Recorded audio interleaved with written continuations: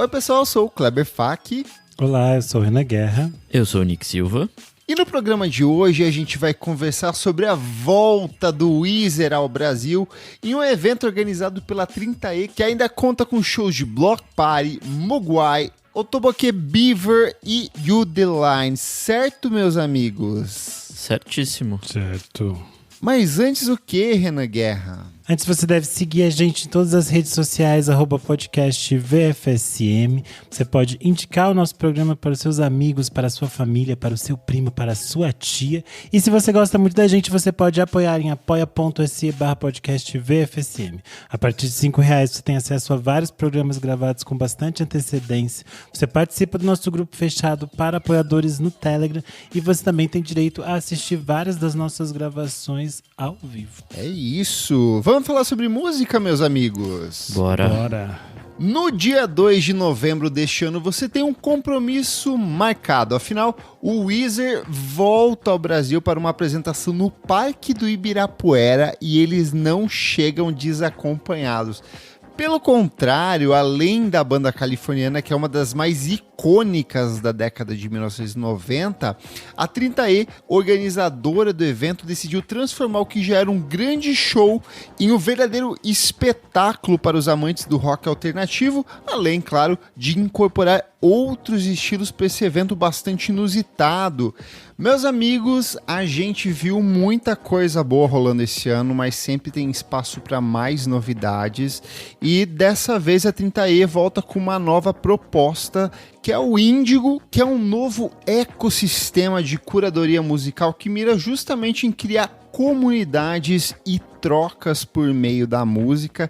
E aí a gente tem aqui uma fala do Caio Jacob, que é um dos sócios fundadores da 30E, que ele fala o seguinte: o Índigo nasceu para preencher uma lacuna que enxergamos no mercado, com foco nas possibilidades artísticas que fazem os palcos, os shows e as festas serem um ponto de encontro da comunidade que busca sentir a música antes mesmo de entendê-la. E eu acho que aqui volta muito para uma coisa que a gente vem falando sempre aqui, que é essa questão dos espaços que valorizam a música. Muitas vezes a gente vai em alguns eventos onde tem 1000 atrações em volta, montanha-russa, roda gigante, outras milhares de ativações, e a música parece que fica meio em segundo, às vezes até em terceiro plano. E aqui o foco não é esse, é ter essa grande atração e o universo de outros artistas envolvidos junto com o Weezer, que é essa atração principal, certo? Eu achei interessante como foi montado essa seleção de artistas, porque ela é bastante instigante, assim, acho que ela foge bastante do que é comum, do usual, assim. Sei lá, tem as meninas do Otoboke Beaver, pelo menos. Eu nunca esperei ver no Brasil, assim, então é uma coisa que pra mim me chama a atenção logo de cara de ver um nome desse e num dia tão interessante, né, que vai ter tantas outras coisas legais também. Acho que novembro se transformou num mês que a América Latina se enche de música de diferentes maneiras e a gente estava vendo as coisas de forma muito pulverizada. Então acho que poder ter esse dia que tem várias coisas juntas, assim, facilita a nossa vida de quem tem vontade de ver todas as coisas. E eu acho que é sempre interessante ter essa possibilidade de descobrir novos sons, que é uma coisa que a gente fala muito por aqui, que é às vezes você sai porque você quer ver um artista que, por exemplo, sei lá, muita gente que nos ouve é fã do Weezer, por exemplo, ou de algumas das outras bandas que a gente vai falar aqui hoje, mas você tem a possibilidade de aproveitar esse mesmo dia e já descobrir novos sons, novos artistas, e é interessante ter esses artistas que fogem um pouco desse universo sonoro que é sempre tão centrado nos Estados Unidos. Então é legal ter coisas que vêm de outros países, assim. E eu gostei bastante dessa ideia de trazer mais uma vez o Parque Ibirapuera como esse epicentro cultural para shows e grandes apresentações ao vivo aqui. A gente teve isso assim nos últimos meses, é um espaço que vem sendo redescoberto e é meio que um espaço central da cidade de São Paulo, porque ele é um ambiente de fácil acesso. Você pode dali da Paulista cair para o parque, lá no parque você tem várias saídas de táxi, tem metrô relativamente próximo, dá pra ir a pé, quem é maluco de fazer as coisas a pé, eu já fiz, dá pra ir de bicicleta também, eu já vou pedalar todo final de semana, e eu acho que é um lugar que tem uma estrutura confortável, aconchegante, um espaço com gramado, um espaço de fácil circulação, até pra quem vem de fora de São Paulo. Eu lembro que às vezes quando eu morava no interior do Paraná e vinha pra cá, a gente vinha pra esses lugares que às vezes ficam meio que em pontos distantes da cidade, e aqui você tem um espaço de aproveitamento local, dá pra dar aquela circulada ali no parque, ver as esculturas, as obras do Niemeyer ali, e ainda de quebra curtir uma série de shows, né? Eu acho um grande acerto, sei lá, porque diferente de outros lugares aqui em São Paulo, que também são meio centrais, lá tem árvore, que é um grande fator importante para dias quentes, né? A gente geralmente sofre com dias quentes ali mais pro final do ano, então... Tá mais novembro, né? Exatamente, acho que é um ótimo ponto. E é isso que você falou, assim, é um ponto muito central da cidade, dá pra chegar muito fácil em qualquer modalidade que você queira chegar. E é isso, assim, é um espaço que a gente tá reaprendendo a usar, ainda mais pra shows. Então tem altas expectativas pra rolar coisas legais lá. Eu sempre falo, para quem vem para São Paulo e vai aproveitar o Parque do Ibirapuera, tem muitas coisas interessantes no entorno. Então, às vezes, você consegue aproveitar o dia e fazer outras coisas por ali mesmo. Por exemplo, o Museu de Arte Contemporânea, que tem bem na frente do parque, é uma visita excelente. Tem uma vista maravilhosa do próprio parque. Então, é algo que dá tempo de você visitar, por exemplo, de manhã. Você almoça ali pela região. A Vila Mariana tem vários restaurantes excelentes, assim. Sim. É um ponto que tem muitas coisas legais, então é uma forma de você aproveitar a cidade de uma outra maneira também, porque eu acho que às vezes a gente perde muito tempo nos trajetos para chegar aos lugares, e eu acho que o Parque do Ibirapuera nos convida a pensar em outras possibilidades de trajetos para chegar nele, e também outras formas de aproveitar a cidade ali no seu entorno. O próprio parque tá cheio de coisa legal para fazer, assim, dentro dele, né? Tem vários museus lá dentro. Tem, sei lá, você pode ficar caminhando, tem as quadras e tudo mais. Acho que nos últimos tempos também criou-se restaurantes e tudo mais. Então acho que é bem propício, assim, pra de fato se passar um dia inteiro lá sem grandes problemas, assim, de ter o que fazer ou de... enfim. Eu acho que a coisa que mais me chamou a atenção aqui é na escalação certeira, assim, vamos focar em boas atrações e resumir a isso, porque a gente está acostumado nesse universo de grandes eventos de música aqui no Brasil, e aí às vezes você tem, sei lá, 20, 30 atrações no mesmo dia. É legal? É. Mas aí tem aquela coisa de antes do show que você tá assistindo acabar, você já tem que começar a se encaminhar pro palco seguinte, e aí corre todo mundo pro lado, corre todo mundo pro outro. Aqui eu senti que eles meio que reuniram todas essas atrações de uma forma bastante específica, num espaço um pouco mais confortável de tempo. Eu sinto que dá mais tempo de você absorver a música, de entender o que tá rolando, de ter essa interação com seus amigos ali, ficar um pouco mais confortável. Eu sinto que cada vez mais a gente tem esses eventos de música que prezam pelo conforto, de manter o ouvinte um pouco mais estável ali, dá aquele tempo de dar uma bebericada numa cervejinha, de dar uma comidinha, depois senta embaixo da árvore, estende aquela canga e depois vai curtir sua música ali, sem estresse, sem perrengue, tanto pra chegar, quanto pra curtir, quanto pra voltar pra casa no fim do dia, né? Eu acho que esse não vai ser exatamente um evento 30 a mais, talvez pelo grande nome do dia, mas eu acho que é isso, de fidelizar ouvintes novos, que tem muito nome novo, né, nessa escalação. E é isso, de entender também que o jovem não precisa passar perrengue. A gente sempre fala de outros eventos, dos 30 a mais, de passar perrengue e tudo mais. Esse acho que também segue essa coisa, né, de ter um dia tranquilinho ali.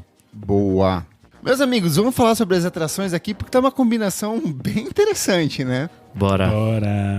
Eu acho que a gente pode começar pela grande surpresa desse evento maravilhoso, que é o Otoboke Beaver. É um quarteto feminino fundado em Kyoto, no Japão, em 2009. É uma banda bem voltada ao rock, assim. Eu fui conhecer ali por 2021, 2022, meio na onda do que eu tava pegando das Shy, que é um projeto que a gente gosta bastante aqui. E quando eu caio no som delas, é uma coisa, assim, muito mais barulhenta, muito mais intensa, muito mais até experimental em alguns pontos, né? Sem a parte kawaii. Não tem a parte kawaii, tipo, nada. É muito elas são anárquico, fofas, assim, né? muito bom. Elas são fofas, mas elas têm essa coisa da anarquia, porque é um som muito mais voltado pro punk, pro garage punk, pro hardcore. Tem elementos de pop ali. Elas tratam como a Masterpiece of Chaos Music ali, e elas pegam essas letras que transitam entre o inglês, o japonês e alguns dialetos locais. Tem um tom meio cômico, assim, mas eu acho que a coisa que eu mais gosto é o quanto elas acenam pro rock dos anos 90, dos anos 2000, ecos de Bikini Kill, ecos dessa cena Riot, tem um pouco de um fundinho ali de Sonic Youth em alguns aspectos. Eu acho maravilhoso, eu gosto muito do...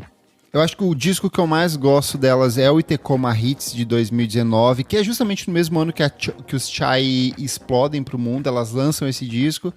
E é um som, assim, muito intenso, catártico e que eu acredito que vai brilhar bastante nas apresentações ao vivo. Inclusive, elas acabam de lançar um álbum ao vivo, que é o Live at Tukutaku, que saiu há poucas semanas aqui. Eu acho que sintetiza um pouco dessa força da banda ao vivo e é o que elas devem trazer para essas apresentações, né? Nossa, eu achei muito divertido, assim, uma atração que eu já tava... Acho que eu conheci ele na pandemia também, então eu já tava a fim de ver há muito tempo e, assim, achei que nunca viria. Acho que foi um grande acerto trazer elas já. E eu gosto muito do Super Champion, disco de 2022. É tipo, sei lá, tem 18 faixas em 20 minutos. É um negócio muito punk, muito anárquico, muito barulhento. Mas ao mesmo tempo é muito divertido, assim. Eu sei que tem mensagens bem políticas de vez em quando, mas não sei, é instigante, assim. Acho que deve ser o show que vai abrir o dia e vai ser uma coisa já pra chegar lá em cima, assim, sabe? Pra tá o clima lá foda, assim. Pra ambientar o ouvinte de cara, assim, né? Exatamente. Era uma banda que eu não conhecia até a nossa amiga Isadora Almeida indicar aqui no nosso episódio de músicas curtinhas. É verdade. E aí eu fui ouvir esse disco que o Nick citou, o Super Champion, e é muito interessante, porque eu acho que elas são realmente muito filhas do Riot Grrrl, dessa coisa Kathleen Hanna, assim. As faixas falam muito sobre essa perspectiva de feminilidade, de construção do que é o feminino para elas, e de uma forma que usa da ironia, do bom humor, do deboche, para fazer um som muito único, assim. Então me surpreendeu bastante, e eu tô bem curioso para entender como vai funcionar ao vivo, assim, porque eu acho que tem uma coisa de ser um show meio porradaria, assim, que você chega e de repente, pum, pum, pum, você viu milhões de músicas, foi uma coisa meio mind-blowing, assim, então acho que vai ser bem legal. Eu acho que tem uma coisa de que quando esses artistas vêm pro Brasil pela primeira vez, parece que eles se soltam, se encontram com o público de alguma forma, né? Então eu acho que tem boas expectativas para isso. E o Renan falou que nunca... não sabia como ia ser ao vivo. Elas têm bastante live, assim, tipo KXP, coisas do tipo, que eu sempre trago aqui. É muito divertido, assim, é meio teatral o show delas, é bem divertido. Mas bora lá pro segundo nome dessa seleção maravilhosa aqui. E aí, assim, o nome muda dependendo do país que você tá falando, porque pode ser Judeline, pode ser Judeline, pode ser Judeline. O nome vem da música Hey Jude, dos Beatles, ela já deu entrevistas falando sobre isso. E é um trabalho da Lara Fernandes Castrello, ela que vem ali da região de Cádiz, na Espanha. Eu de cara, assim, a primeira coisa eu acho que vem pra todo mundo é Rosalía, só que vem num tom um pouco mais etéreo, tem uns elementos um pouco mais destacados de R&B ali, vai para uns outros campos da música, mas que ela me chamou muita atenção, porque eu tenho uma artista aqui que a gente já recomendou algumas vezes, que é a MC Morena, e ela lançou esse ano Tu e Moá, que é uma parceria dela com a MC Morena. Então, assim, ela tem esse caráter dessa música espanhola pop, mas muito exploratória também, né? A primeira coisa que me chamou a atenção é que ela é muito jovem. Sempre me surpreendem pessoas que nasceram, que não sabem o que foi o 11 de setembro. É uma coisa que me surpreende muito. E ela nasceu em 2003 e a carreira dela começa a acontecer a partir da pandemia. Então ela, tipo assim, é uma experiência completamente diferente de se pensar o mundo, né? Porque a gente pensa a Rosalía, por exemplo, ela já estava num outro patamar quando a gente pensa no início da pandemia, e o trabalho da Yudeline vem nesse outro caminho. É muito interessante que ela conversa com esse pop, com essa transformação do pop que a Rosalía propôs, né, no pop espanhol, mas acho que ela dialoga com várias outras coisas que têm acontecido na Europa nos últimos anos, com essa exploração desses sons, dessa conexão entre uma modernidade e uma investigação também do passado, do rico passado sonoro da Espanha, que eu acho que é muito, muito surpreendente, assim. O disco dela, eu não sei como se pronuncia corretamente. Bodiria. É tipo... É muito interessante, é um disco curtinho, assim, são 30 minutos, mas eu acho que ela mostra bastante desse caminho que ela tá buscando experimentar e propor, e eu acho que os singles que ela vem lançando recentemente também são ótimos. Esse que o Kleber indicou, o Tu et moi, é ótimo, e o mais recente, Un Puente por la Bahia, La Cruz del Campo, também é muito bom. Então eu acho que é uma das coisas, assim, é uma coisa que eu realmente estava completamente a parte, era o que eu não conhecia, e vocês sabem que aqui eu sou a pessoa que mais traz às vezes artistas cantando em espanhol, e eu realmente não conhecia ela, e eu fiquei muito surpreso, assim, então tô bem curioso para assistir o show. Acho que vai ser uma coisa que vai me pegar bastante ao vivo. Eu acho que é o tipo de cara que a gente vai ver meio que uma prova ao vivo, uma apresentação, um cartão de visita, e é o tipo de artista que, sei lá, daqui 2, 3 anos volta com alguma grande obra que todo mundo fala assim, nossa, que foda pra caralho o som que ela tá fazendo, sabe? É, porque ela é muito jovenzinha, né? Uhum. Eu também não conhecia, fiquei conhecendo, né, com essa escalação. E foi muito interessante, não conhecia? assim. Ficou conhecendo. Voltando às comparações com Rosalía, me lembrou uma coisa meio mais pro caminho do El Mal Querer do que do disco mais recente, mas ao mesmo tempo explora outras coisas, assim. Tem bastante ritmo latino, América Latino, né? Ali no meio, tem umas coisas bem interessantes, assim. Eu, de fato, também acho que vai ser um bom show. Agora a gente chega aqui numa banda que é da casa, porque eu acho que é meio que um senso comum. Nós 4 aqui do podcast, inclusive nossa estrelinha Isadora, que não tá aqui hoje, amamos, que é o Mogwai, essa banda de post-rock de Glasgow, fundada no meio dos anos 90. É um grupo que começa com uma pegada muito mais introspectiva, voltada ao post-rock, dialogando com essa cena do rock alternativo dos anos 90, mas que ao longo dos últimos anos vem incorporando outros elementos. Vai para o krautrock, vai para música eletrônica, vai para música ambiente mais explícita, vai para música psicodélica. Eles são responsáveis por, sei lá, 10 em cada 11 séries europeias tem trilha sonora do Mogwai, assim, então é meio que uma característica deles. Eu tenho uma experiência muito tocante com eles, porque a última vez que eles vieram para o Brasil foi no Sonar, de 2012. E o Sonar de 2012 foi uma coisa assim, um acontecimento. É a mesma atmosfera do que a gente está falando aqui. Várias bandas novas, alguns veteranos da música internacional. E eles reservaram ao Mogwai uma apresentação num dos teatros que tinha lá. E aí você entra num teatro para assistir mais um dos milhares de shows que você vai ver. E eu vi simplesmente uma das apresentações mais lindas que eu já vi em toda a minha vida. Assim, uma coisa meio que surreal. Eles estavam na turnê do Hardcore Will Never Die, But You Will, que é um disco de 2011 que eu sou completamente apaixonado. Eu sei que o Renan gosta, a Isa gosta, o Nick gosta. Só que assim, ao vivo, no palco, eles simplesmente... E assim, uma banda que não força, falava... né, assim.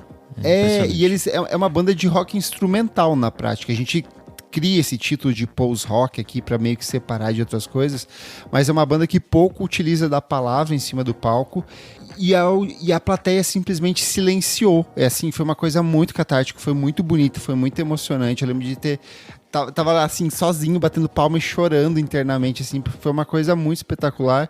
Eu sei que você, Renan Guerra, já entrevistou ele, certo? Eu entrevistei o Stuart Braithwaite, que é o guitarrista.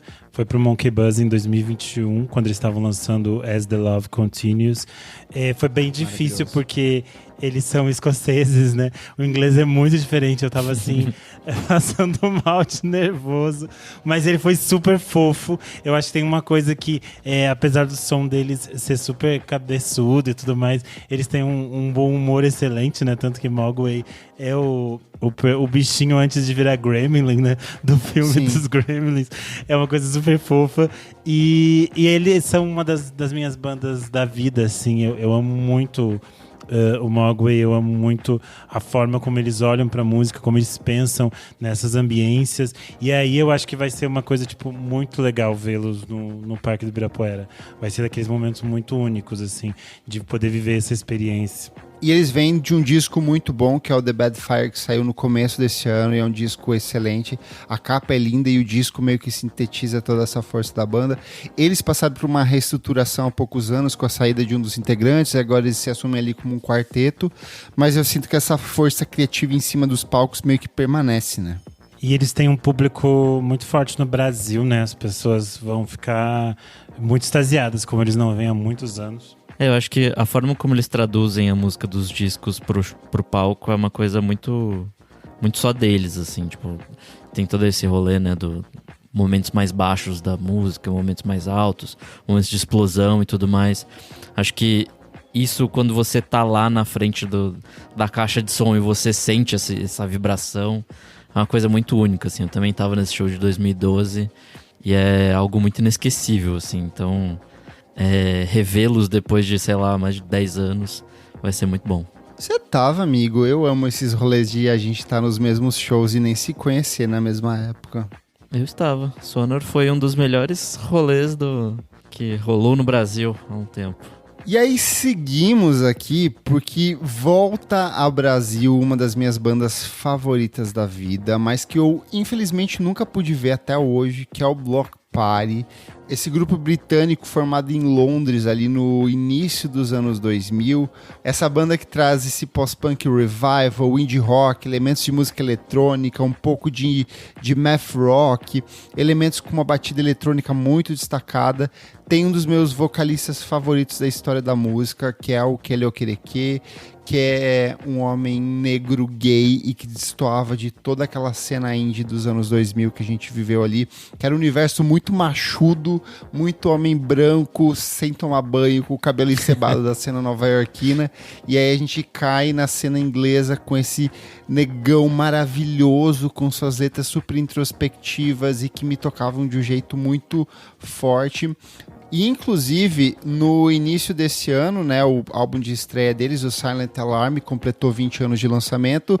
Eu e o Amaury Terto, meu amigo, a gente bateu um papo sobre esse álbum, então você pode escutar aí na íntegra. A gente dissecou cada uma das canções, o universo criativo em torno desse álbum.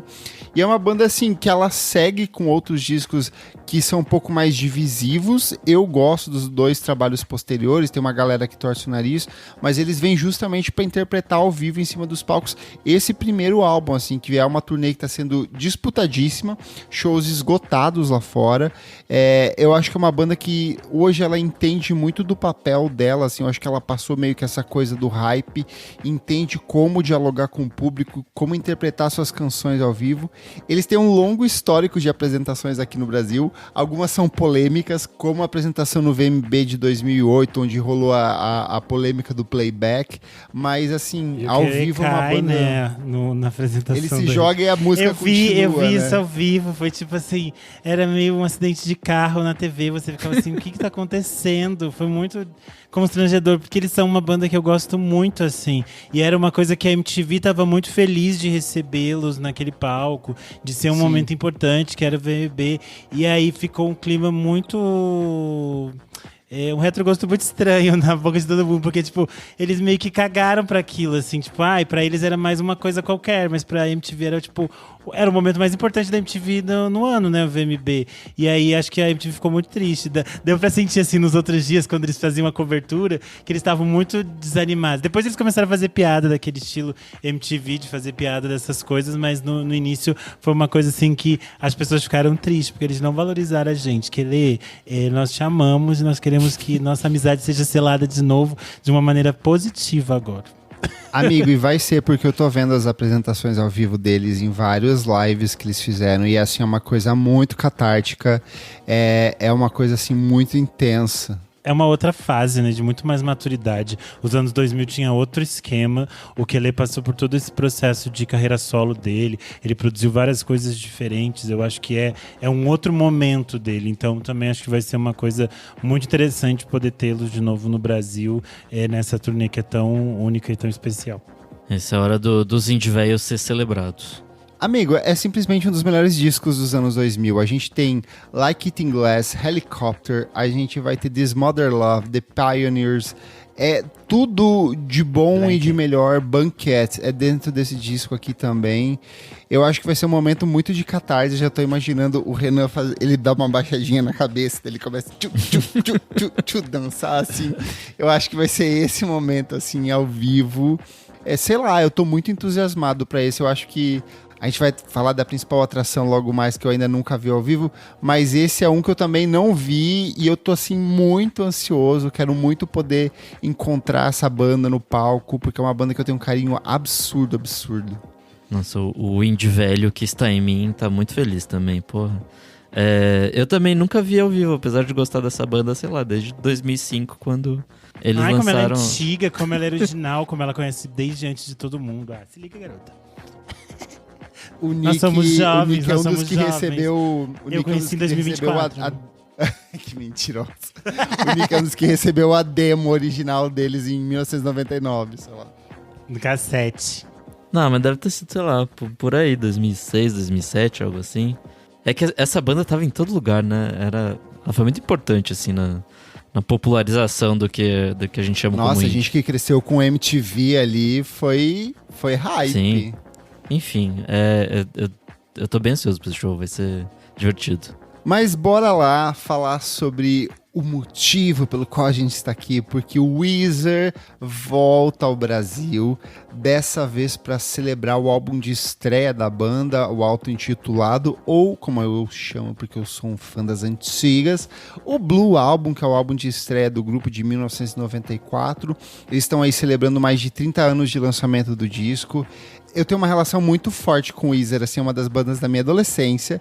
Eu conheci por causa do Smallville, por conta da trilha sonora, porque tocava Island in the Sun na trilha sonora do Smallville. Nossa, aí eu fui ouvir e eu me encantei, falei, cara, que música legal, quem é essa banda? No mesmo disco tem a Flaming Lips também, nessa mesma trilha sonora. E aí eu fui voltar e tentar descobrir quem é o Weezer. E aí você cai nesses primeiros 3 discos, assim, que são uma coisa muito absurda. Blue Album, o Pinkerton e tem o Maladroit, a gente ignora, daí pula pro Green Album. Mas é uma banda que eu tenho um carinho muito absurdo, porque o River Cuomo é um nerdola do caramba, assim, um nerdola no sentido positivo. Ele é um nerdão, gente. Ele era muito nerd, ele era um virgão. E todas essas músicas dos primeiros discos são sobre isso, sobre esse cara que é mega nerd e que de repente vai ficando muito popular por conta do sucesso da banda e que vai descobrindo um mundo muito diferente ali no que ele tá fazendo. Eu acho que a beleza do Weezer tá nessa combinação de ser um som muito intenso, às vezes muito barulhento, muito cru, muito pesado, com letras altamente melódicas. Eles têm um fundo de música pop muito interessante ali. O próprio Rivers Cuomo já deu várias entrevistas assim, que às vezes ele estava compondo uma música e ele estava tentando, sei lá, chegar num Metallica, e aí quando ele ia ouvir era a coisa mais pop do mundo, assim. E eu achei que isso sempre foi a grande fascinação minha pela banda. O quanto eles tinham esse som que é muito intenso, sei lá, Undone This Sweater Song do Blue Album é uma das minhas músicas da vida, assim, eu acho incrível. E ela é muito pesada, mas ela tem essas estruturas melódicas, esse jeito de cantar muito gostoso. É uma banda que veio pro Brasil lá no comecinho dos anos 2000, fez uma única apresentação, aí eles voltam depois ali na década passada, e agora eles retornam nesse formato onde eles estão cercados de outros artistas muito interessantes junto com eles. E eu queria saber de vocês, qual que é a relação de vocês com o Weezer, meus amigos? Eu acho que eu conheci a banda pelos clipes, assim, tipo, eles passavam incessantemente na MTV, o que era muito legal. Clipe de Buddy Holly passava muito na MTV. De Island in the Sun também. As primeiras coisas que me chamam a atenção na banda, que são válidas até hoje, é esse senso de humor, assim. Tem essa coisa bem pop que você falou, mas também tem um humor, uma coisa de não se levar tão a sério assim, também que faz muito sentido e é muito legal, assim. E aí, sei lá, eles lançaram um monte de disco, tem disco de cover, disco de metal, disco de não sei o quê. Eu amo os discos de hard rock deles. Então, e aí tem tudo isso, assim, de ser uma piada, mas também não é, sabe? Tipo, é o que eles querem fazer e eles fazem e foda-se. E isso é interessante na banda, assim, de conseguir navegar por muitos lugares diferentes, assim. Não sou uma pessoa que, tipo, foi na aula do Weezer de forma profunda. É uma banda que fez muito parte do meu crescimento por causa de MTV. Era uma coisa que eu assistia muito, ouvia muito. Então, obviamente, eu sei cantar no mínimo umas 10 músicas do Weezer. Mas foi aquela coisa que ficou meio, tipo, num momento e depois eu nunca voltei. E eu acho que agora, tipo, é a oportunidade de eu me reconectar com isso, de ouvir os discos de verdade, assim, com outro olhar, com outra maturidade. Mas era uma banda que eu tinha esse carinho meio juvenil, assim, de ver na TV, de saber cantar as músicas, de achar eles legais, mas nunca me aprofundei de verdade, assim. Eles são uma banda que o público é muito apaixonado. Chegou num momento da carreira que as pessoas falam assim: Weezer, pelo amor de Deus, encerra a sua carreira, pare de lançar álbuns. Eu lembro que uma vez a galera fez tipo uma vaquinha de $1 milhão pra dar pra eles pararem de lançar. E eles fizeram graça em cima disso. Eu acho que essa é a essência da banda, esse eterno tirar sarro de si mesmo. Mas voltando pro Weezer, o Blue Album, álbum de estreia, primeiro, ele tem uma das capas mais icônicas e replicáveis da história da música. Tanto que a banda fez várias versões dessa mesma capa, que são os 4 com o fundo colorido no fundo. Você vai ter a capa do Green Album, você vai ter a capa do Red Album, que é a mesma pegada, a capa do Black Album de 2005, que também é a mesma pegada. E esse disco ele tem várias canções que são muito icônicas da década de 1990. Abre com My Name is Jonas, aí a gente vai ter Buddy Holly, Undone the Sweater Song, Surf Wax America, Say and Soul, e um dos melhores encerramentos de disco pra mim, que é Only in Dreams, e eu acho que eles trazem muito dessa construção que é muito característica da década de 1990, que são essas canções de 5, 6 minutos, que elas vão começando mais lentas e vão crescendo e vão crescendo e vão crescendo, e o final é totalmente catártico. A PJ Harvey fez uma carreira assim nos anos 90, o Nirvana tinha várias músicas assim, e o Weezer traz essa coisa de ser uma banda mais debochada, mais irônica, mais fazia muita piada das próprias relações do River Cuomo, assim, de tipo: eu estou apaixonado por uma fã japonesa que troca cartas comigo, sabe? Ele tem uma música sobre isso. Estou envolvido em um triângulo romântico com 2 lésbicas. Ele tem música sobre isso, assim. Ele tem músicas sobre os mais diversos aspectos, assim, desse universo masculino nerd, de um jeito muito único, muito debochado, assim. Então eu acho que torna isso tudo muito fascinante. Eu lembro que da outra vez que eles vieram, rolou toda uma mobilização do público pra ver. Eu meio que acho que eles têm essa relação muito próxima do Wilco, assim, é uma banda que vem de 10 em 10 anos no Brasil, e quando vem meio que mobiliza uma galera pra assistir ao vivo, sabe? Eu ia falar isso, eu ia falar que ver shows com o público muito engajado é uma coisa diferente também. Tipo, você tá lá nesse meio de muita gente que é muito fã e, sei lá, faz o show ficar melhor, sabe? Além de ter o artista se sentir mais contemplado e tudo mais, entregar mais. Acho que estar no meio de muita gente que tá feliz, que tá ali por isso, é também um dos motivos de se celebrar esse show, assim, tipo, você ficar mais feliz vendo as pessoas felizes ao redor. Meus amigos, antes da gente ir para as considerações finais aqui e discutir um pouco mais sobre a estrutura do evento, quero perguntar para vocês um top 3 aqui das bandas que vocês mais querem ver nesse evento que a gente vai assistir no comecinho de novembro. Eu vou de Otoboke Beaver porque é uma coisa que estou esperando há bastante tempo, assim, desde a pandemia, para finalmente conseguir vê-las. Aí eu vou também de Mogwai porque foi um dos shows mais emocionantes da minha vida. Então poder revê-los vai ser muito interessante. E Judeline eu tô muito curioso para saber como vai se traduzir ao vivo. Assim, eu gostei bastante do disco dela do ano passado, então vamos ver o que vem por aí. Eu também tô muito ansioso para ver como que ela vai traduzir aqui no Brasil, porque eu já vi várias entrevistas. A hora ela fala Judeline, Judeline, Judeline. Então como que vai ser no Brasil? Também quero ver. E você, Renan? Bom, eu vou escolher o Block Party, porque nós somos gays e indies. Para as antigas, acho que quero selar novamente a minha amizade com o Kelê, pois ele também é belíssimo. Ele é casado e tem filho hoje em dia, viu? Pode eu não sou ciumenta, pezinho, eu sou mulher de relacionamentos abertos. Quero ver a Yudeline, porque achei o som muito interessante. Acho que tem esse potencial de ser uma artista jovem chegando no Brasil. Acho que sempre tem essa coisa. Fico curioso, será que MC Morena vai estar lá, pelo menos na plateia com a gente? Seria tudo! Seria bem legal. E, obviamente, Mogwai, porque é uma das bandas da minha vida. Eu nunca vi eles ao vivo, então estou muito animado. Acho que vai ser experiências transformadoras. Eu nunca mais serei a mesma. E você, amigo Kleber? Eu vou com Otoboke Beaver pra começar o dia ali, porque amo... Primeiro que ela é roqueira. Ela de roqueira vai arrasar de botinha. Eu não tô pensando nisso. Só o fato de trazer uma banda do Japão com o preço do dólar que tá hoje aqui, eu já falo assim, meu Deus, vamos bater palma e dar graças a Deus, assim, eu acho maravilhoso. Já é um outro circuito aqui.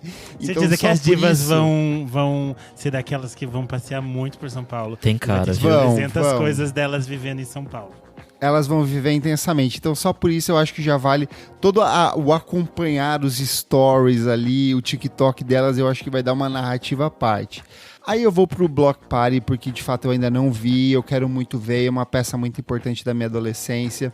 Eu vou com uma skinny bem coladinha, assim, pra realçar as partes do meu corpo. Um Wayfair. Amarelo. Eu vou com...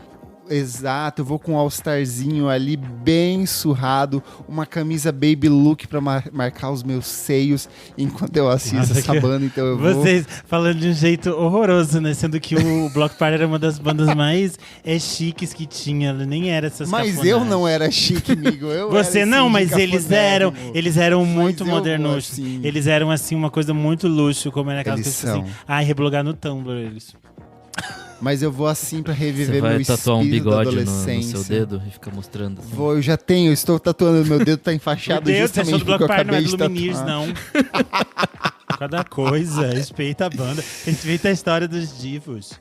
E assim, eu só não vou no Mogwai porque eu já vi a banda ao vivo e eu sei que é maravilhoso e estarei lá e vou rever, mas eu vou com o Weezer porque assim, é uma parte substancial de quem eu sou e eu tenho um débito com o River Cuomo por todas as vezes que eu já ouvi esse disco e eu nunca vi ao vivo e eu quero, tipo, na parte que tocar o Sweater Song, eu vou estar com o sweater vestido e eu vou dar pro Renan um fiozinho do sweater e ele vai ficar correndo em volta de mim até que eu esteja completamente nu curtindo essa apresentação ao vivo ali do Weezer.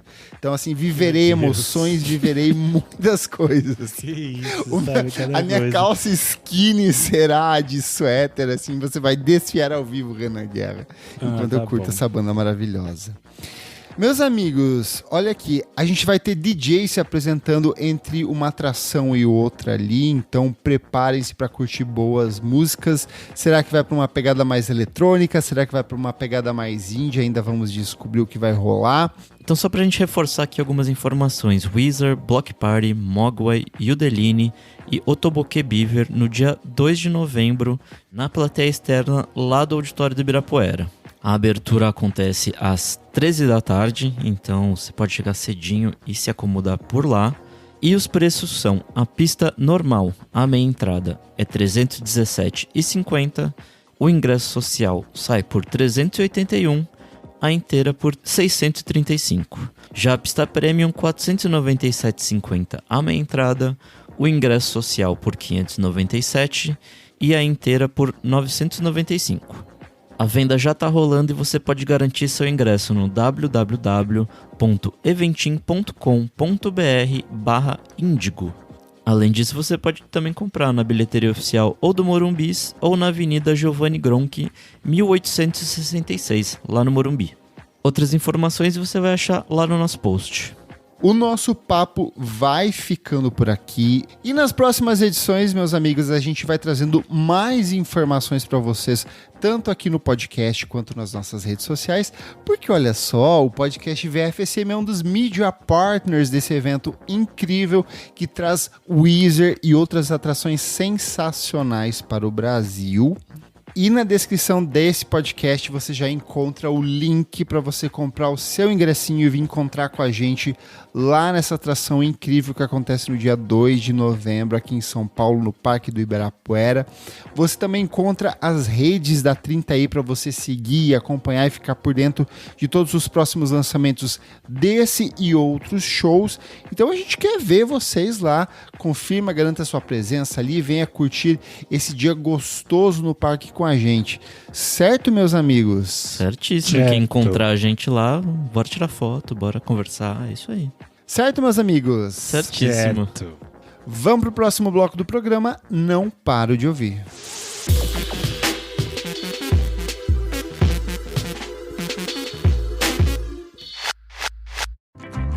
What does every USAA member have in common? Family. We're one big family who supports the military community and their eligible families. And if you, your parent, or spouse served, you could join our family and save big on auto insurance. Visit USAA.com/join today to check your eligibility. Membership eligibility and product restrictions apply and are subject to change. USAA means United Services Automobile Association and its affiliates, San Antonio, Texas. Chegamos ao nosso segundo bloco do programa Não Paro de Ouvir. Renan Guerra, o que é esse bloco? Neste bloco a gente traz as dicas mais quentes da web. E o que você tem de dica para essa semana? Bom, saíram algumas coisinhas. A coisa que mais me deixou feliz é que Dona Paulette Linda Selva está voltando. Essa semana mesmo ela vai lançar um EP chamado Ácido Brasil. Depois a gente comenta mais quando sair. Mas na semana passada ela lançou o primeiro single desse EP, que se chama Nena Ácida. Ela foi mais pro lado do acid house e tudo mais, e eu achei super interessante. Acho que é uma expansão daquilo que ela apresentou no primeiro EP, que a gente tem por trás do disco aqui com ela, que é um papo ótimo. Uhum. E esse eu acho que traz um outro lado, uma outra experiência dessas pesquisas mesmo que a Paulette tem feito, como ela tem viajado o mundo e tudo mais. Também de novidades, singles, um ouvinte nosso, Manolo Neto, me mandou o single de uma banda que eu simplesmente desconhecia, que é um duo australiano que se chama Flight Facilities. E eles lançaram um single chamado... lançaram um single chamado Run. Eu nunca tinha escutado eles, eu me senti assim completamente desinformada. Eles fizeram um sucessinho lá por 2012, 13, algo assim. Eles lançaram um disquinho na época, que é bem gostosinho. Então, essa faixa é ótima, tem uma coisa meio assim, tem umas refs meio 70s, 80s, assim, de disco, mas tem umas coisas bem modernas, então eu gostei bastante. A faixa chama Run, vale a pena ouvir. Quem também lançou single é o projeto Peach Pearls. O projeto Peach Pearls, apesar de ter esse nome difícil de pronunciar, é de dois brasileiros, que é o Brandon Reis e a Nina Sati. Eles são dois artistas plásticos que se uniram e estão fazendo esse universo que é mais de música eletrônica. O single que eles lançaram essa semana chama Fever. E é bem gostosinho, bem pista de dança, assim. Então tem umas batidas chiques, a voz da Nina por cima, vale a pena ouvir. Já que a gente está na pista de dança, quem está vindo para o Brasil no final do ano é a Rose Gray. Ela anunciou a sua presença no Zig Festival. E eu achei muito interessante como ela fez para anunciar essa vinda ao Brasil. Assim. A gente já falou da Rose Gray várias vezes aqui durante esse ano. Ela lançou o disco Louder Please lá no início do ano. É um disco que a gente adora por aqui. E ela fez, já que ela ia anunciar a sua vinda ao Brasil, ela reuniu vários DJs de música underground brasileiras para remixarem faixas do seu disco. Eu achei isso assim, tipo, muito legal. E o mais legal é que, tipo, não são nomes que ela jogou no Google, assim, DJ brasileiro e pegou o primeiro que tinha. São realmente DJs que têm muita comunicação com o público dela aqui no Brasil. Então ela lançou, por exemplo, tem um remix para Just Two, feito pela Clementão, se chama A Brisa Remix. Ela avisou que esse se chama Brisa, porque ela ainda tem outro que é Ativa Remix, que ela vai lançar depois. Mas é ótimo esse da Clementão. O Mirandes lançou um remix pra Party People. O Mirandes é um DJ que a gente já recomendou por aqui, é um DJ baiano, residente da Baticu. O DJ mineiro Votu lançou um remix pra Dan. A Dandarona, que é uma DJ natural de Olinda, mas que é radicada em Natal, ela lançou a faixa Just Two, que também é ótimo. A Dandarona esse ano foi escolhida como uma das apostas da curadoria do WME, então é um nome também para se ficar de olho. A DJ Cuca, que é natural de Niterói, ela fez um remix para Hackney Week, que também é ótimo.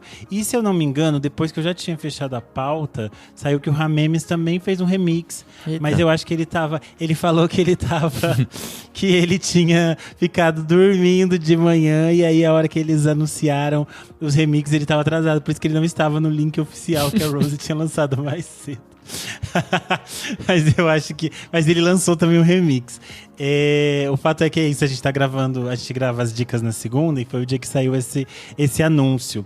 Acho que ele fez um remix pra Angel of Satisfaction. Enfim, todos os remixes muito legais. Achei essa proposta dela de se comunicar com os DJs brasileiros algo super interessante, super inteligente. Acho que super dialoga com o público dela de uma forma bastante verdadeira. E de disco, eu trago o disco de estreia do Pablo Vermel. Se chama Futuro Presente. O Pablo Vermel já tem uma carreira longa. É curioso falar, tipo, o primeiro disco, porque ele tá trabalhando há bastante tempo, assim. E ele tem uma carreira interessante de singles e projetos e tudo mais. Para quem acompanha o podcast há muitos anos, o Pablo participou lá atrás, quando eu e o Zé Pedro lançamos uma coletânea em homenagem ao Lulu Santos. Uma coletânea que se chamava Futuro do Passado, as canções de Lulu Santos. Naquele disco, o Pablo fez uma versão para Telegrama. E agora saiu, enfim, depois de muitos anos, o primeiro disco oficial do Pablo Vermel. E eu acho que é interessante quando o artista tem uma bagagem, uma carreira de vários singles, de ir trabalhando, de fazer shows e, tipo, até construir oficialmente seu primeiro disco, porque traz uma maturidade que é diferente, assim. Então, acho interessante como ele mistura aqui várias refs que vão do indie pop ao soft rock, para falar de amor, distanciamento, solidão, tudo meio nesse universo de hiperconexão, assim. Acho que ele é um artista que trabalhou muito ali durante o espaço de pandemia e tudo mais, que foi a mesma época que a gente lançou a coletânea do Lulu Santos. Então acho que todo esse arcabouço que ele traz é bem interessante pro resultado final do disco. O disco Futuro Presente conta com participações do Lucas Gonçalves, que é o baixista da Maglore, a cantora amazonense Corama e da banda norte-americana Valiant Blues. É bem indie, gostosinho assim, então vale a pena ouvir Futuro Presente do Pablo Vermel. E você, meu amigo Nick, que trouxe hoje? Hoje, ao contrário de você, não tenho singles, tenho só EPzinhos e discos. Minha primeira dica é a Sasha Kibble com Act Right. É um EPzinho dessa cantora britânica que eu achei muito bom, assim. Ela é uma dessas novas vozes do R&B britânico. Ela apareceu com uma colaboração com o Disclosure lá por 2012, 13, algo assim. E desde então tem, né, feito sua carreira. E esse disco, esse EPzinho, né, vai, sei lá, da tristeza ao tesão em 7 faixas, assim, é muito bom. Enfim, gostei bastante, assim. Pra quem gosta de Lauryn Hill, Amy Winehouse, umas paradas assim, acho que vale bastante a pena ouvir esse EPzinho. Uma dica que veio do Mal, lá do Monkey Buzz. Ele falou: Nick, ouve isso aqui que você vai curtir. É o novo disco do Mackillen Dixon, com Magic Alive. Ele é um rapper norte-americano que eu gostei bastante, assim. Ele dialoga, além do hip hop, né, com jazz, uma coisa meio conceitual, instrumentação ao vivo. Enfim, é muito foda, assim, tipo... 11 faixas em 35 minutos, então é uma coisa que vai rapidinho, assim, tipo, tem muitas ideias jogadas nessas 11 faixas. Tem participação de muita gente legal, o Blue, Pink Sifu, Quail Chris. E é isso, assim, pra quem gosta de coisas tipo A Tribe Called Quest e The Roots, vai nessa que é uma boa. Uma coisa que me surpreendeu, eu achei que eu não ia gostar, mas eu acabei gostando, é o novo disco do Chance the Rapper. 4 anos, 3 anos, depois da bomba que foi mais até, foi 2019, 6 anos depois da bomba que foi o Big Day, ele tá de volta com um disco que chama Starline. Eu gostei bastante, assim, acho que reforça as coisas que ele fazia quando ele tava na época das mixtapes, assim, acho que não traz nada de novo pra quem já ouviu as coisas antigas dele, mas ao mesmo tempo é uma celebração, assim, de uma carreira que foi meio que interrompida por um disco bem ruim. E aí tem um monte de gente vindo nessa, assim, pra comemorar com ele. Tem um monte de gente de Chicago, né, que é a terra dele. Vic Mensa, Jamila Woods, BJ da Chicago Kid, Smino. Enfim, muita gente legal, a gente já trabalhou com ele, tipo o Nico Segal e o Peter Cottontail. Enfim, muito, muito bom. E minha última diquinha aqui vai com o Pyra, com o EP2. Você, Renan, tinha falado de uma faixa deles na semana passada e agora eles lançaram esse... Você falou do EP como um todo. Eu não sei, eles foram lançando aos poucos, mas vale a gente reforçar aqui de novo. Eu também fiquei na dúvida, o que a gente falou na semana passada? Eu sei que a gente vem várias semanas falando do Pyra. Estamos repetitivos? Estamos, e eles merecem, bom. Porque eles são bons pra caralho. Estamos ouvindo de verdade. Esse EPzinho é muito bom, assim, ele é muito curtinho, mas acho que condensa tudo que foi interessante no primeiro disco e traz alguns elementos novos, assim. Clara Borges e André Pádua tem essa coisa de misturar uma coisa meio drum and bass, meio K-Garage com, sei lá, umas coisas rockeragem, tipo shoegaze, assim. Então, é uma coisa inusitada, mas que ouvindo faz muito sentido, assim, é muito bom. Essa mistura, a voz da Clara é muito bonita, então acho que casa bem com essas coisas, enfim. Sim. Acho que tem um universo que é um mood ali que eles criam que funciona muito, assim. Como você falou, tem uma mistura de coisas, mas acho que elas se dialogam de uma forma que faz muito sentido. Eu acho que faz muito sentido do nosso tempo também, que é esse tempo que a gente está revisitando esses ritmos, essas coisas, e é interessante da forma que eles fazem isso. Enfim, eu gosto bastante. Boa, isso aí. E além das nossas dicas, a gente tem aqui também o Kleber Fak, que está viajando, mas deixou essa dica pra gente. Oi pessoal, eu estou de férias, relaxando aqui em John Person, na Paraíba, e é óbvio que eu não ia deixar de trazer as minhas dicas, de dar o meu dick para vocês. Vamos começar pelos singles. O Valentim Frateschi, que é um dos integrantes da banda Os Fonsecas, anunciou o primeiro álbum dele em carreira solo, que se chama Estreito, sai logo mais pelo selo Celoc Records, que a gente vive falando aqui, e ele lançou justamente a faixa título desse disco. É uma canção esquisita. Eu comecei assim, o que tá acontecendo aqui? E ela foi crescendo muito, ela tem uma estrutura muito particular, ainda conta com participações de nomes como Thalin e Nina Maia, que são artistas que a gente gosta bastante aqui. Então recomendo muito seguir o trabalho do Valentim Frateschi e começando por Estreito, e vamos ver o que vem pelos próximos meses. Indo para os discos, trouxe aqui algumas coisinhas bem legais que saíram na última semana. A primeira, obviamente, eu como fã de Radiohead, trago Hail to the Thief, Live Recordings 2003-2009, como o próprio nome diz, é um registro ao vivo do álbum Hail to the Thief, que o Radiohead lança em 2003, e segue a turnê não apenas da divulgação desse disco, mas ela segue até 2009 durante a turnê de divulgação do In Rainbows, que eles lançam em 2007. É um disco que junta todo esse material. E como o Radiohead não lança nada de novo há pelo menos 10 anos, só vem resgatando coisas de baú, coisas ao vivo, sempre bom ter acesso a algum material da banda. E também seguindo aqui nos lançamentos internacionais, a Cassandra Jenkins, que é uma cantora e compositora que a gente gosta muito aqui. Ano passado ela lançou o álbum My Light, My Destroyer, que é um disco que a gente curtiu demais. E agora ela retorna com My Light, My Message Parlor. É uma interpretação instrumental do disco que ela lançou no último ano, muito mais puxando para o piano, mas ainda assim lindíssima. E para fechar minhas recomendações aqui semanais, eu trago o álbum de estreia do Pablo Vermel com Futuro Presente. O Pablo é um cantor e compositor santista, ele já tinha alguns singles e colaborações com diferentes artistas que ele vinha lançando ao longo dos últimos anos, e ele estreia agora com esse disco que assim, eu vou ser muito honesto, ele é um disco muito simples. E eu acho que a beleza desse álbum tá justamente no fato dele ser simples. São canções que trazem essa questão existencial, falam sobre romances, sobre essa sensação de deslocamento vivida por ele. Tem arranjos muito simples, muito comportados, mas muito bonitos. Eu acho que a beleza dele está em tirar todo esse excesso e focar na ideia principal. É um trabalho muito lindo. Quem gosta de Clairo, quem gosta de Mac DeMarco, quem gosta de Terno Rei, eu acho que pode ouvir assim, que é um trabalho muito gostoso de se ouvir. Ah, muito legal, Kleber. Então, bora pro próximo bloco, você precisa ouvir isso.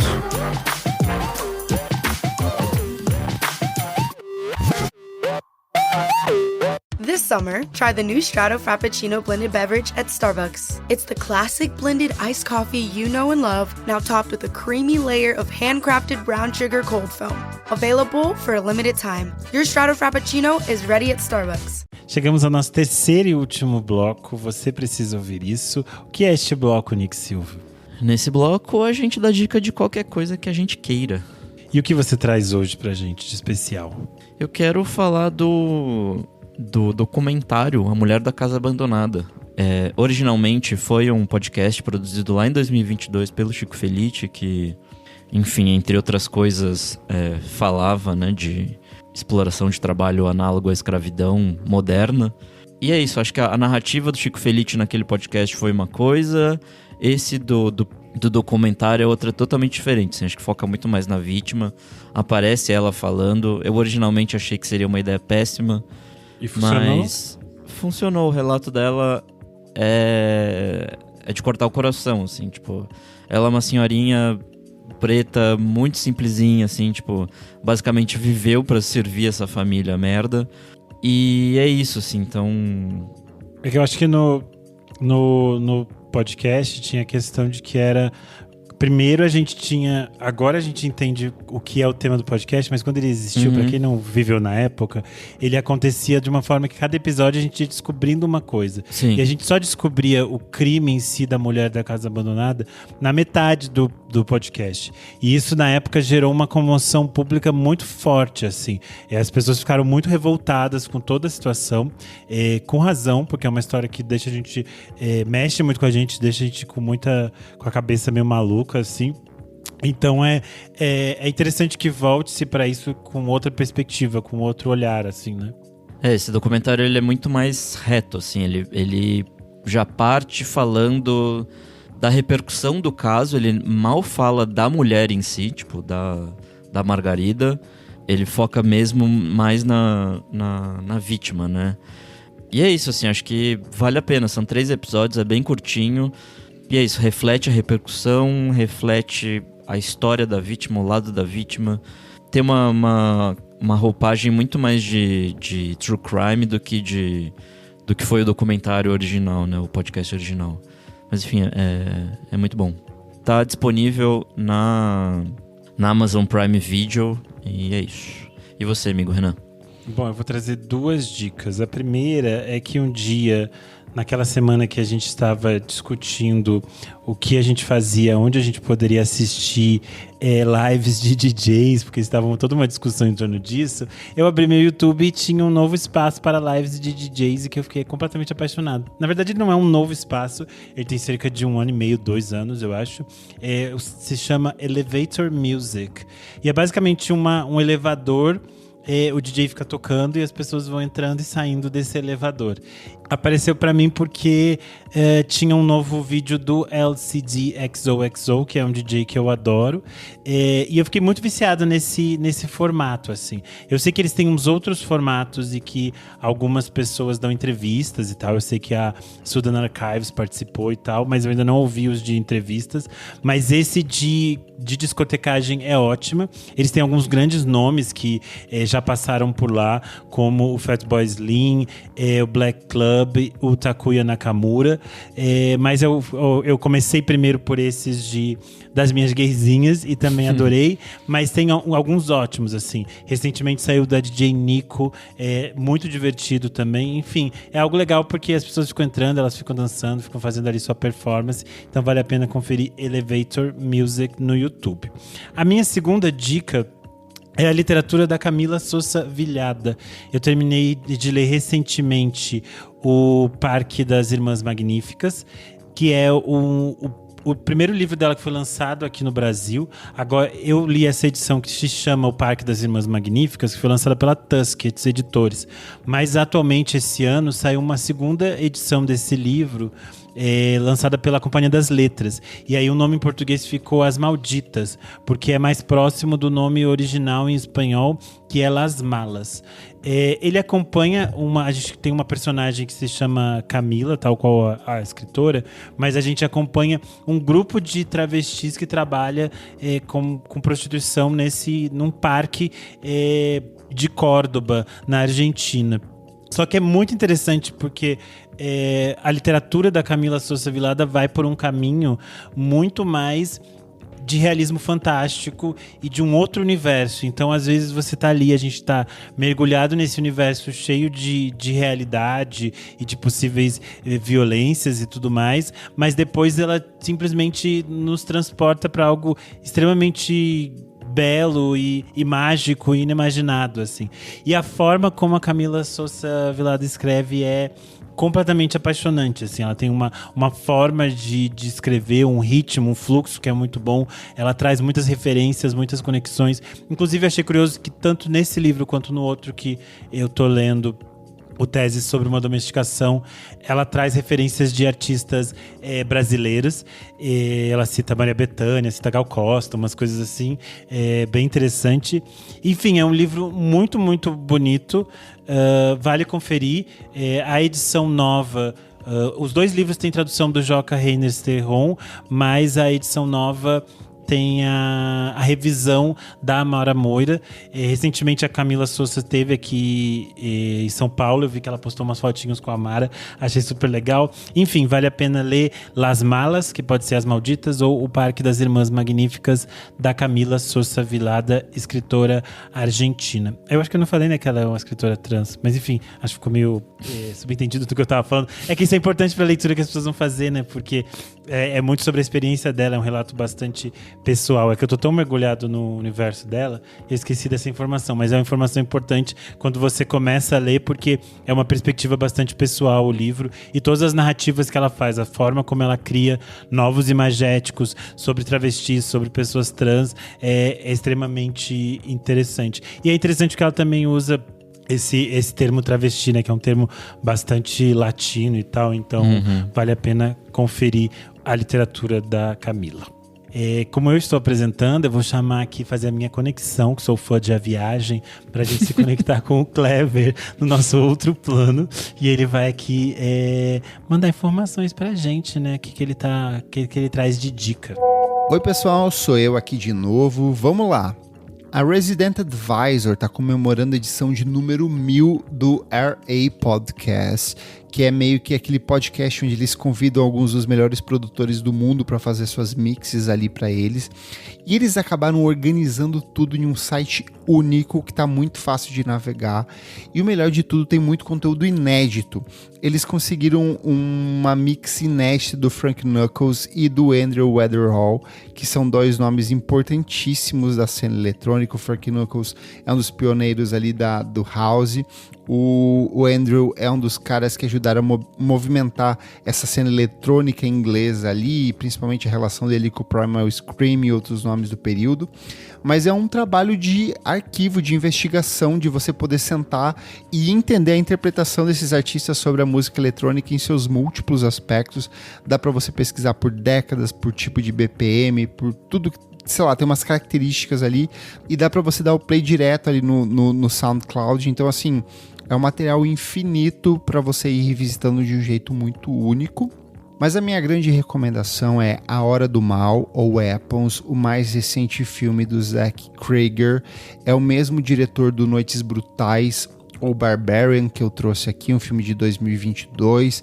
A gente vem de um ano muito movimentado com Sinners, com Bring Her Back, mas esse é um filme que, depois que eu terminei de assistir, eu fiquei matutando e pensando e refletindo sobre, e eu acho que ele é um dos filmes que mais tem a possibilidade de crescer, porque ele explora justamente esse valor da arte de: eu te apresento uma coisa aqui, você é impactado e depois você cria suas reflexões a partir disso. E no filme, 17 crianças de uma mesma turma desaparecem às 2h17 da manhã, permanecendo apenas uma criança e uma professora. O filme começa bem pé no chão, ele traz essa coisa da investigação policial, mas quem assistiu Noites Brutais sabe que uma das características do cinema do Cregger é justamente ir romper com essa lógica da temática. Você começa de um jeito e a temática é outra, e ao longo dessa narrativa, o que parecia muito misterioso, urbano e real acaba se revelando algo totalmente sobrenatural. O filme ainda traz um subtexto muito forte sobre a questão do luto. Ele trata sobre essa questão dos massacres nas escolas, fala muito sobre violência policial, fala muito sobre essa questão do controle das armas nos Estados Unidos e como diferentes instituições falham ainda hoje na proteção, na preservação da vida da criança. Assim. É um trabalho que ele parte desse conceito muito realista, vai para o sobrenatural no sentido quase místico, mágico, mas as questões que ele deixa na cabeça das pessoas, elas são muito reais, muito palpáveis, são muito presentes, são muito vivas e muito dolorosas. Eu acho que assim, é um dos filmes que mais cresceu desde que eu assisti pela primeira vez, assim. Então recomendo muito, ele ainda está nos cinemas, teve uma divulgação maciça aqui no Brasil. Acho que logo mais ele chega nas plataformas de streaming, mas quem puder, veja no cinema, porque foi uma experiência muito boa. Fazia tempo que eu não ia, fazia quase um ano que eu não ia ao cinema, porque eu tenho várias questões do desrespeito do público, desse barulheira incessante, só que o filme meio que prende todo mundo na sala durante 2 horas e você fica assim, meu Deus, o que está acontecendo? E você embarca na narrativa dos personagens e você vai descobrindo junto com eles o que está acontecendo. Vou voltar para as minhas férias aqui e até semana que vem. Tchau, tchau. Bom, vamos ler aqui os comentários da nossa última edição, que é a edição 365. Nossa, 365, agora que eu reparei o número, né? Muitos números. Os melhores discos de 1995. Vamos lá. O Vinícius Goulart falou: essa ideia do episódio sobre o trip hop foi ótima. Que ideia foi essa? Nem eu lembro. A gente falou sobre fazer um episódio meio como começar a ouvir trip hop e tudo mais. Ah, tá. Não, é ótimo mesmo, porque estamos numa campanha pelo comeback do trip hop e esses dias estava uma discussão disso no Twitter. Eu falei, trip hop resiste e existe. Enfim. Lá no Spotify a gente teve o comentário do Evandro Zuba. Ele falou: Gwen Stefani morreu? Ficou confusa a informação quando falaram de No Doubt. Ela morreu como uma pessoa midiática, como alguém a ser respeitada, né? Depois de opiniões, muito merda. Procurei mais sobre a vida dela e as coisas que ela fala ultimamente, gente, é bem complicado. É mais isso, era só uma piada. Que quem não tem a referência fica estranho mesmo, mas ela segue de corpo viva nos nossos corações, ela morreu. O JP Bueno comentou: parabéns pela lista, eu era jovem nessa época, vasculhava o underground musical com facão e uma revista inglesa em mãos. Dicas da época: Juliana Hatfield, Only Everything, Belly King e Man or Astroman, Live Transmissions from Uranus. É isso, beijos e vida longa e próspera. Obrigado, JP. O René Silva Lima falou: senti falta de alguns lançamentos de rap. O 360 Mafia com Mystic Styles e o RZA com Liquid Swords. Fora o rap tem o Def com o Symbolic, um marco do Death Metal. Eu acho que o Kleber chegou a citar esse, mas bem rapidinho lá no final. Então talvez tenha passado reto. Passa rápido, mas é que não dá tempo da gente falar de todas as coisas. Mas por isso que é importante que vocês relembram outras coisas. Porque até eu, às vezes, as pessoas mandam aqui, eu fico, nossa, eu nem lembrava desse também, esqueci. O Thiago Baldes comentou: esses episódios de lista são ótimos. Era um piá de 13 anos nessa época e lembro que só tinha olhos para o And Out Come the Wolves do Rancid, o que tem o clássico Time Bomb. Isso na época, né? A paixão por The Bands do Radiohead e Grand Prix do Teenage Fan Club viria um pouco mais tarde, consolidando a paixão pela música alternativa. Beijos de Lajeado, Rio Grande do Sul, olha, lá da minha terra. O João Júnior falou: vim só defender minha musa Isa. Coraçãozinho. Foo Fighters agora é Fufas, meu Deus. Fufas, ela falou. O Milincolha é grande demais, sim. E sim, queremos um episódio de trip hop. Vai sair, o público clama. Leonardo Cardoso comentou: falando em Alanis Morissette, como sugestão de futuro episódio, poderiam fazer um EP de artistas, cantores e bandas canadenses. É uma boa ideia também. E pra terminar aqui, a Mariana Akel Abraão, nossa iPhone Mariana, falou: se eu ganhasse R$1 pra cada música lançada esse ano com a Naomi Campbell, eu teria R$2. O que não é muito, mas é curioso que esse ano tenha rolado isso 2 vezes. Miley e Ama Ray, amei as duas. Alguém com nome árabe, uma foto do Naruto, parece ser. Não sei o que é. Comentou que a gente esqueceu na semana passada de comentar o lançamento da Ethel Cain. E é interessante, né? Porque da semana passada pra essa, Ethel Cain entrou em muitas confusões, altas confusões. Enfim, eu não ouvi o disco e nem tô a parte de todas as confusões, só dizendo isso. Eu não ouvi também. O Kleber talvez tenha falado. O Kleber mas... que deve ter ouvido. Mas enfim, ele está distante de nós hoje. Ele está em outro plano, gente. Eu sou _Renan Guerra em todas as redes sociais. Você lê toda sexta-feira o meu Substack. Só procura lá também por Renan Guerra. Eu sou o @Nick Silva nas redes sociais. Você lê meus textos lá no Monkey Buzz. E é isso. E também não esqueça de seguir nossos amigos Kleber Fak e Isadora Almeida. Menino Kleber tem o seu música instantânea. Então lá você... Possivelmente, acho que mesmo nas férias dele, ele não parou de atualizar o site, então tá tudo lá com as músicas em dia, pra você não perder nada. E você também pode seguir o @podcast VFSM em todas as redes sociais. Você pode interagir com a gente, deixar seu comentário nas plataformas, avaliar, indicar para seus amigos, para sua família, para todo mundo.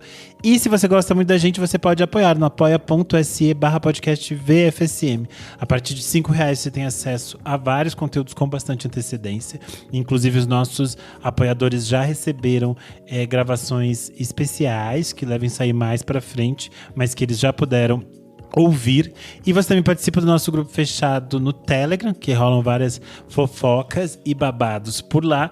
E você também assiste as nossas gravações ao vivo. Hoje a gente está aqui na sala com Jefferson Kozenieski, Júlia Paterniani, iPhone Mariana, Thiago Rocha e Fabrício Neri.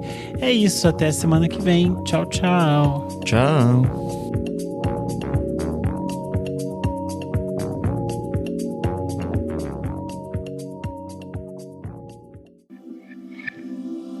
Esse podcast foi editado por Nick Silva. Mamá, papá, mi cuerpo crece a un ritmo alarmante y la ropa que me compren ahora me quedará muy pequeña muy pronto. Pero su billetera no tiene que sufrir por la moda con los precios bajos de la vuelta a clases de Amazon. Amazon, gasta menos, sonríe más.